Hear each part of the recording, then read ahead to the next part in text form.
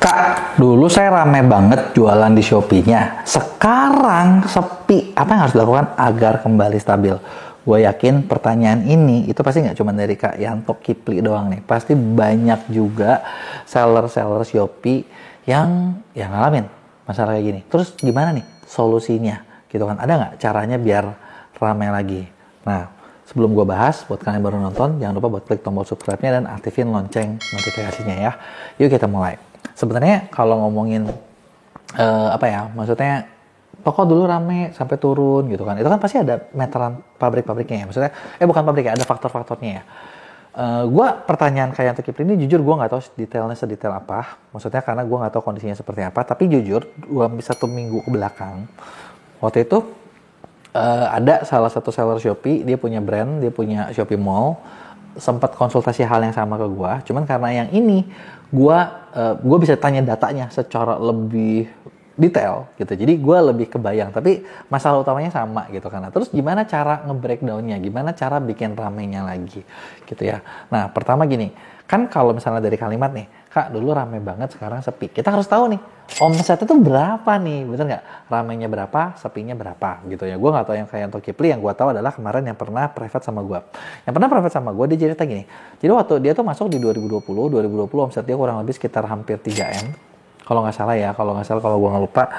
Dan itu growing terus. Jadi 2, sekian, mendekati 3, di 22 itu puncaknya sampai 4,8. Setelah itu turun ke 3, tahun ini turun lagi nih, dia bilang, makanya aduh gimana nih caranya nih biar jualan gue ini, padahal dia bikin brand, dia bikin apa gitu kan. Nah sekarang kalau lagi naik begitu turun gini, nah apa yang kejadian? Nah sebenarnya ada beberapa faktor yang gue bahas juga sama dia gitu ya. Nah faktornya apa? Pertama, kalian harus ngerti kalau yang namanya jualan itu pasti ada yang namanya supply, ada yang namanya demand. Ini adalah hukum utamanya nih, supply and demand itu udah rajanya deh gitu. Kalau misalnya demand terhadap produk kalian itu besar, harusnya bawahnya ke bawah besar. Demandnya kecil, ke bawah kecil juga. Nah, tapi kan gini, yang jadi masalah, gue tahu nih, pasti kan kalian ngomong gini, tapi kan kok, supply demand itu kan, kita nggak tahu nih kan produknya beda-beda. Betul, dan yang lu perlu sadar adalah, omset toko lu, itu pun satu toko ya.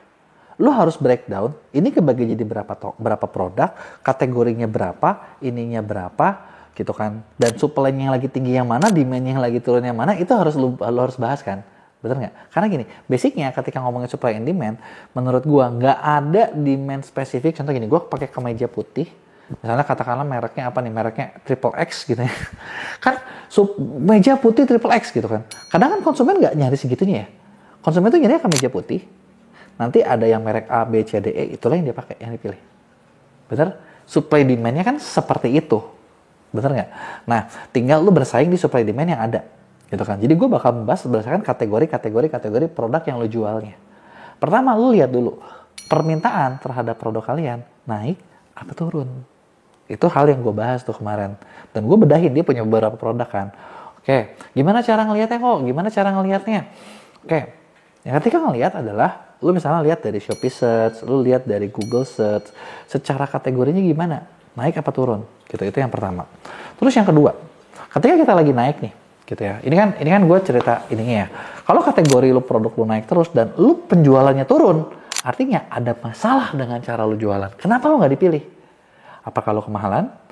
Apakah lu kurang tampil? Bener nggak? Masalahnya apa nih? Inilah yang harus dicari. Kalau ya kenapa lu nggak ini gitu loh, kenapa lu nggak naik ketika orang lain naik? Kalau lu naik ketika orang naik, bagus. Kalau lu sampai jadi juara gitu ya, jadi raja, jadi lu kuat banget, bagus banget. Tapi pertanyaannya adalah berikutnya dari supply demand ini, seberapa lama lu jadi raja? Iya kan? Kalau lu turun, lu benerin. Kalau lu sedang, ya udah. Tapi naikin dong. Kalau lu udah naik, terus lu turun. Nah, kenapa nih lu turun? Gitu kan? Karena basicnya adalah yang perlu kita sadar ketika jualan di Indonesia ini, lu udah bikin produk, dalam waktu singkat pasti orang ngikutin. Pasti bakal ada orang yang nembak, pasti bakal ada orang yang jual lebih murah. Menyebalkan kan? Bener nggak? Jadi solusinya gimana? Jangan jualan kok? Ya nggak juga. Solusinya gimana? Kita gebokin semua kompetitor? Bisa juga. Tapi ya solusinya adalah ya kita harus selalu update dong. Maksudnya harus selalu update, selalu inovasi. Itu. Nah terus gue tanya juga nih, kayak waktu kemarin ya yang ngobrol sama gue ya. Gue tanya, inovasi lu tahun ini apa? Tahun kemarin apa? Tahun ininya apa? Dan ketika gue nanya kayak gitu, dia kayak, Oke, tahun ini gue coba bikin 1, tahun ini bikin 2. Terus ketika lagi rame, bikin apa sih? Nggak, kagak. Oke, ini juga nih salah satu miss-nya banyak seller. Maksudnya apa? Maksudnya gini, ketika lo lagi naik, kadang kita tuh ngerasa gini, oke, lagi naik, ya udah gue nggak usah ngelakuin apa-apa, gue hidup senang-senang aja. Gitu kan. Nah, padahal sebenarnya yang penting adalah ketika lo lagi naik, lo ciptakan inovasi-inovasi lain digabungin supaya lo bisa lebih besar. Karena segala sesuatu yang lagi naik tuh pasti ada turunnya. Hidup tuh pasti ada rodanya, pasti ada siklusnya. Produk lo yang lagi laris, hari ini laris banget gitu kan. Pasti ada yang nembak dan itu bakal bikin turun. Pasar tuh pasti bakal selalu kebagi. Dan kecepatan inovasi itulah yang maksudnya kita butuhin gitu. Kalau kita ngomong nih ya, di Indonesia ini kan masih kayak, oke, kita ngerasa Indonesia berat gitu ya. Tapi fair ngomong, ternyata Indonesia tuh nggak seberat di China.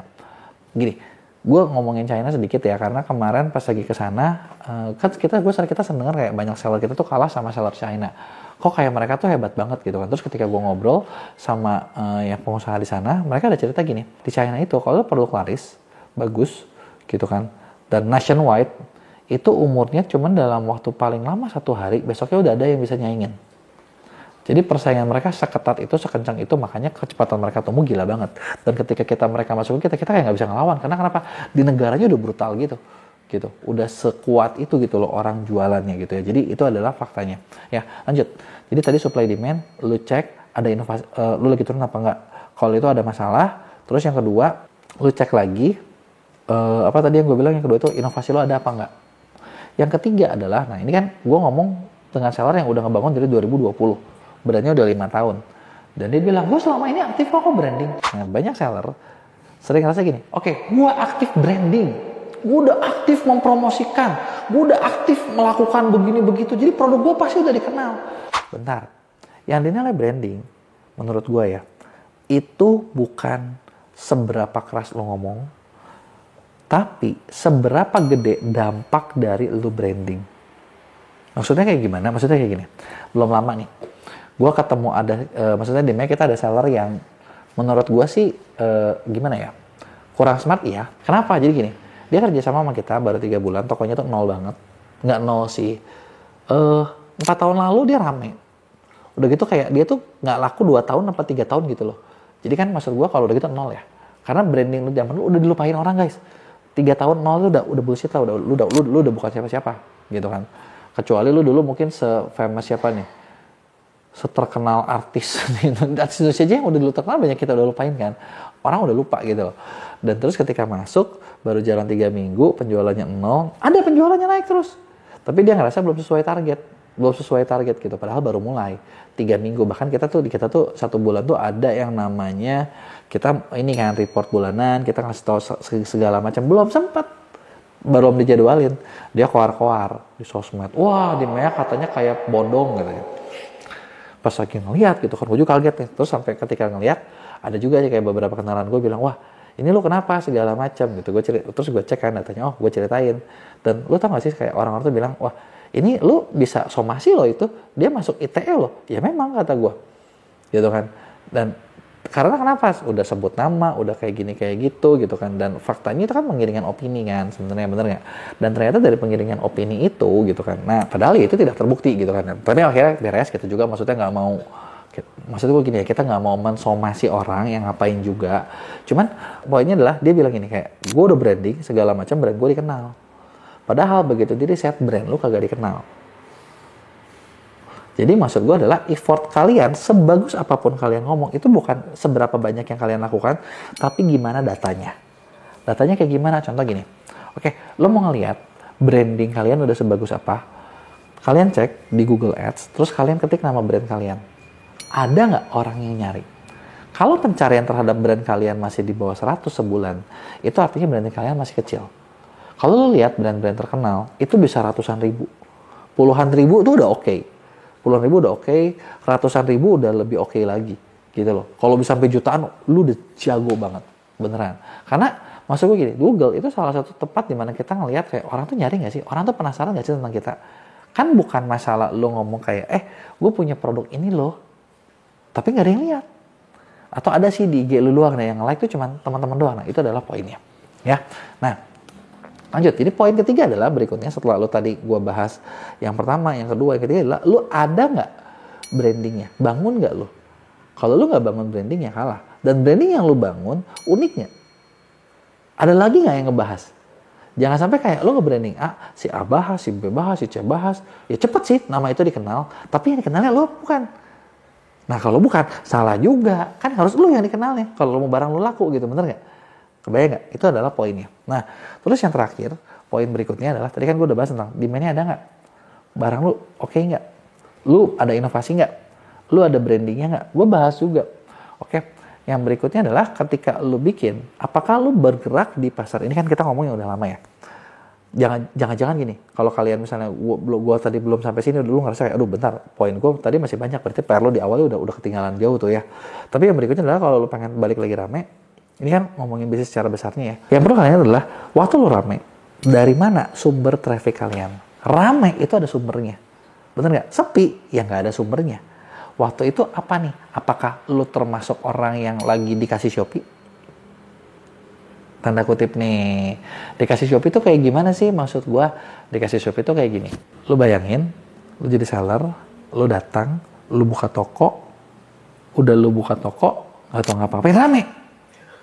Gitu kan? Ada tuh yang, wah gila enak banget nih jualan. Apalagi zaman COVID. Era COVID tuh enak banget tuh, nggak ngapa-ngapain. Kayak, ordernya datang terus. Terus, kalau ditanya, lu dulu ngapain biar rame? Nggak tahu sih, gue cuma ngupload doang. Dan terus metode itu lu terapin lagi sekarang. Yang kerjanya cuma ngapain? Ngupload doang. Bisa rame nggak? Enggak. Kenapa kok bisa? Ya karena lu kagak tahu lu harus ngapain. Kebayang kan maksud gua kan? Nah, tapi kalau misalnya kalau lu tahu, contoh gini, lu kenapa rame? Oh, konten gua dulu viral. Oke, lu tahu konten lu dulu viral. Terus kalau menurut lu biar lu rame harus ngapain? Viral lagi. Ya benar, tuh udah tahu kenapa. Bisa kan ngulangi lagi? Kalau bisa bang, wah kalau kagak bisa ya susah dong berarti bener. Kan lu dulu caranya seperti itu. Gitu kan. Jadi kita harus tahu dulu kenapa kita rame dan kenapa sekarang kita enggak. Apakah dulu kita rame dikasih? Kalau dikasih ya lu harus minta lagi. Tapi kan nggak mungkin sama Shopee dikasih terus ya. Artinya lu harus belajar gimana cara mencari traffic. Apakah itu ngiklan, apakah itu lu misalnya endorse, kerjasama dengan KOL, apapun itu. Cari tahu di mana salahnya, karena dengan begitu baru lu bisa balik lagi. Tapi kalau misalnya lu udah, oke, gua traffic nggak ada, barang gua udah nggak laku, itu berarti lu harus ganti barang. Atau gini, traffic gua ada sih, tapi barang gua sekarang nggak laku. Nah kenapa lu? Sekarang kalah saing lu, benar nggak? Itu adalah tadi beberapa poin, gitu ya. Ada extra branding, itu bakal bikin barang lu tetap orang bakal belinya merek lu tanpa milik orang lain. Gitu ya. Jadi itu dia tadi kenapa dulu rame, sekarang sepi. Nah, kasih tahu nih siapa lagi yang ngalamin gitu dari poin-poin yang gua udah bahas, ada nggak 1-2 yang bikin jadi penyebab lu? Tulis di komen, jangan lupa buat like dan share.